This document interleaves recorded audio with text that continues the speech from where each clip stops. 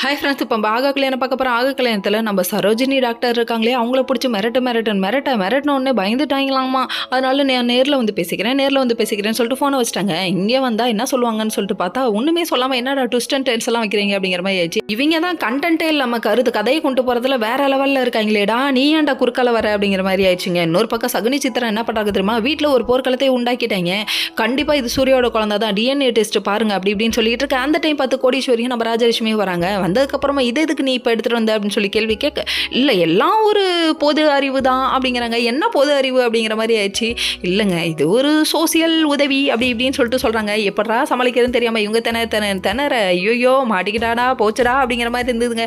அதுக்கப்புறம் துருவி கேள்வி கேட்க ஆரம்பிச்சிட்டாங்க. கேள்வி கேட்டோன்னே திரும்ப பேசுகிற நீ ஹை பிபி ஆகிட்டாங்க. அதுக்கப்புறம் இவங்களுக்குள்ளேயே சண்டை வந்து இவங்களே அடிச்சுக்குவாங்க போல. அதுக்கப்புறம் சரோஜினி டாக்டர் நேரில் பார்த்துட்டோம், இவங்க அப்பா இல்லைன்னு இவங்களே சொல்லிட்டாங்க. ஆனால் யாருன்ற உண்மை கொஞ்ச நாளில் சொல்கிறோம். டே முடியலடா, அந்த கொஞ்ச நாள் எப்படா வரும், சீக்கிரம் எண்டு கார்டு போடுங்கடா, இதுக்கு ஒரு எண்டு இல்லையா கடவுளே அப்படின்னு சொல்லிட்டு கடவுளை கூப்பிட்டு கடவுளே கீழே வந்து கதறுவார் போல. அந்த அளவுக்கு இருக்குங்க. தயவு செய்து முடிச்சிடுங்கடான்னு சொல்லிட்டு நம்மள இருந்தால் ஒரு கும்பிடு போடணும் மாட்டுக்கு. சரி வெயிட் பண்ணி பார்ப்போம் என்னதான் சொல்கிறாங்கன்னு சொல்லிட்டு. இன்னொரு பக்கம் வந்துட்டு நம்ம ஐஸ்வர்யாவும் மகவும் ஒரு ஊரில் போய் இறக்கிருக்காங்க. ஒரு கிராமத்தில் ஷூட்டிங் வைக்க போகிறாங்க. அது மட்டும் நல்லா தெரியுது.